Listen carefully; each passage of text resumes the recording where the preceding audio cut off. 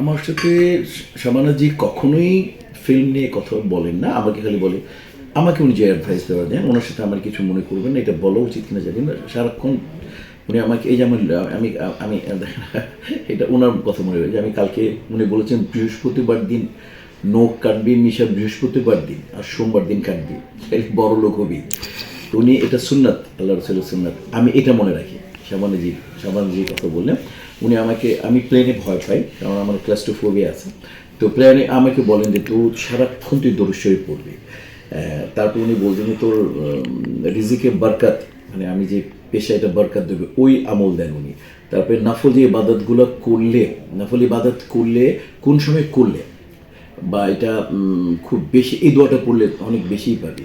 আতেল কুরসির যে ফজিলত, উনি এগুলো আমাকে, ওনার সাথে আমার ম্যাক্সিমাম কথাই নেই আর কথা হয়। আর খাওয়া দাওয়া আর যেহেতু দুলাভাই একেবারে মানে মানে ব্লাড রিলেশন নাই, কিন্তু আপন দুলাভাইয়ের চাইতেও কাছে। তো এমন একটা এই সম্পর্ক। ওনার সাথে শাবানাজি কখনোই ফিল্মে আমাকে, আমার দেখেন ইউটিউবে বা এমনি কিছু দেখেন, উনি এই নিয়ে আমাকে বলে কাজ করে যা, যতদিন সুস্থ আছিস ভালোভাবে আর ভালো থাকবি, অবশ্যই তুই কাজ মানে কর্মের সাথে ধর্মটাকে কখনো মিস করবি না। আমি কখনো মিস করি না, আমি সবসময় ফজর নামাজ পড়ে বাসা থেকে এফডিসি রওনা দিতাম। ফজর নামাজ পড়ে উনি রাত্রে 2 শিফট কাজ করার পর, উনি ওভারনাইট করার পর উনি ফজর নামাজ পড়ে উনি আসতেন। এমন একটা ভদ্র মহিলা উনি।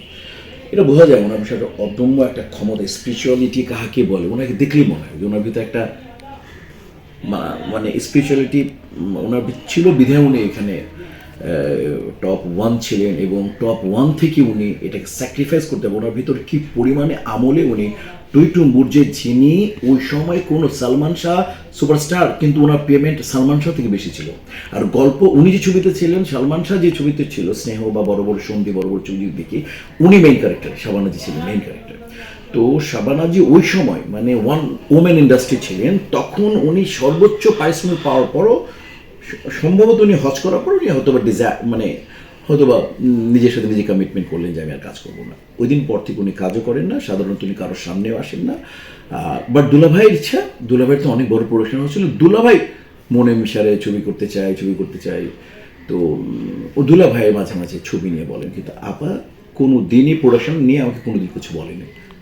আমি আশা করি আপনার প্রশ্ন উত্তর দিতে পেরেছি।